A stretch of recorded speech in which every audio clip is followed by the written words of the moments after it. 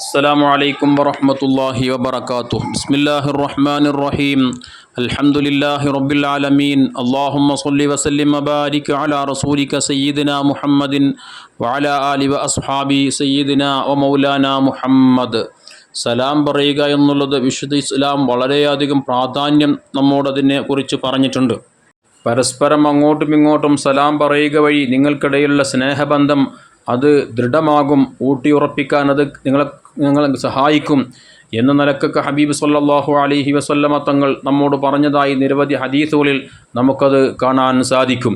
സലാം പറയുമ്പോൾ തന്നെ അസ്സലാമു അലൈക്കും വറഹ്മത്തുള്ളാഹി വബറകാതുഹു എന്ന് പൂർണ്ണമായി പറയുന്ന വ്യക്തിക്ക് 30 പ്രതിഫലം ലഭിക്കുമെന്ന് ഹബീബ് സല്ലല്ലാഹു അലൈഹി വസല്ലമ തങ്ങൾ അവിടുന്ന് പ്രവർത്തനത്തിലൂടെ നമുക്ക് കാണിച്ചു തന്നതായ ഹദീസുകളിൽ നമുക്ക് വായിച്ചെടുക്കാൻ സാധിക്കും. നമ്മൾ നമ്മുടെ വീടുകളിൽ കയറി ചെല്ലുമ്പോൾ നാം സലാം പറഞ്ഞുകൊണ്ടായിരിക്കണം നമ്മുടെ വീട്ടിൽ കയറേണ്ടത്. ഭാര്യയോട് നാം സലാം പറയണം, മക്കളോട് സലാം പറയണം, മാതാപിതാക്കളോട് സലാം പറയണം.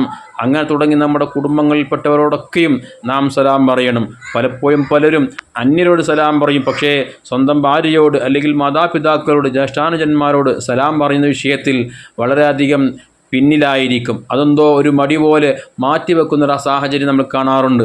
അങ്ങനെയാവാൻ പാടില്ല. നാം നമ്മുടെ മക്കളോട്, നമ്മുടെ ഭാര്യയോട്, മാതാപിതാക്കളോട്, നമ്മുടെ കുടുംബത്തോടായിരിക്കണം നാം ഏറ്റവും കൂടുതൽ സ്നേഹം പ്രകടിപ്പിക്കേണ്ടതും അവർക്ക് രക്ഷയ്ക്കുണ്ടാകാൻ വേണ്ടിയിട്ടൊക്കെ ആയിരിക്കണം നാം എപ്പോഴും അല്ലാഹുവിനോട് പ്രാർത്ഥിക്കേണ്ടത്, ദുആ ചെയ്യേണ്ടത്.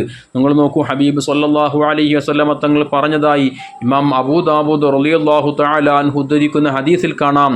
ഹബീബ് സല്ലല്ലാഹു അലൈഹി വസല്ലമ തങ്ങൾ പറയുകയാണ്, സലാസുൻ കുല്ലുഹും ളാമിനുൻ അലല്ലാഹ്. 3 വിഭാഗം ആളുകൾ അവിടെ എല്ലാ കാര്യങ്ങളും അല്ലാഹു തആല ഏറ്റെടുക്കും.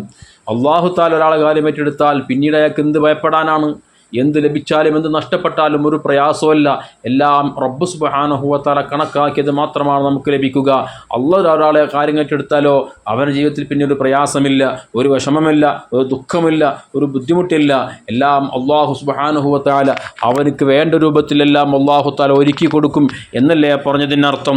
എന്നിട്ട് ഹബീബ് സല്ലല്ലാഹു അലൈഹി വസല്ലമ തങ്ങൾ പറയാണ്, ഇൻ ആശ റുസിക വ കുഫിയ. അയാൾ ജീവിക്കുകയാണെങ്കിൽ അല്ലാഹു തആലക്ക് വേണ്ടുന്ന എല്ലാ സൗകര്യങ്ങളും വേണ്ട രൂപത്തിൽ അല്ലാഹു തആല ചെയ്തു കൊടുക്കും. വഇൻ മാത അദ്ഖലഹുല്ലാഹുൽ ജന്ന. ഇനി അയാൾ മരിക്കുകയാണെങ്കിലോ അല്ലാഹു സുബ്ഹാനഹു വ തആല അയാളെ സ്വർഗ്ഗത്തിൽ പ്രവേശിപ്പിക്കുകയും ചെയ്യും എന്ന് ഹബീബ് സല്ലല്ലാഹു അലൈഹി വസല്ലമ തങ്ങൾ മുഖവരയിട്ടുകൊണ്ട് പറയുകയാണ്. 3 വിഭാഗം ആളുകൾ, അതിൽ പ്രധാനമായും ഒന്നാമതായി റസൂലുള്ളാഹി തങ്ങൾ എണ്ണിയത് മൻ ദഖല ബൈതഹു ഫസല്ലമ ഫഹുവ ളാമിനുൻ അലല്ലാഹ്. ഒരാൾ അയാളുടെ വീട്ടിൽ പ്രവേശിച്ചു. അങ്ങനെ വീട്ടിൽ പ്രവേശിച്ചപ്പോൾ വീട്ടുകാർക്ക് അസ്സലാമു അലൈക്കും വറഹ്മത്തുള്ളാഹ് എന്ന നിലക്ക് സലാം പറഞ്ഞുകൊണ്ടാണ് അദ്ദേഹത്തിൻ്റെ വീട്ടിലേക്ക് കയറി ചെല്ലുന്നതെങ്കിൽ അയാളെ കാര്യം അല്ലാഹു തആല ഏറ്റെടുത്തിട്ടുണ്ട്.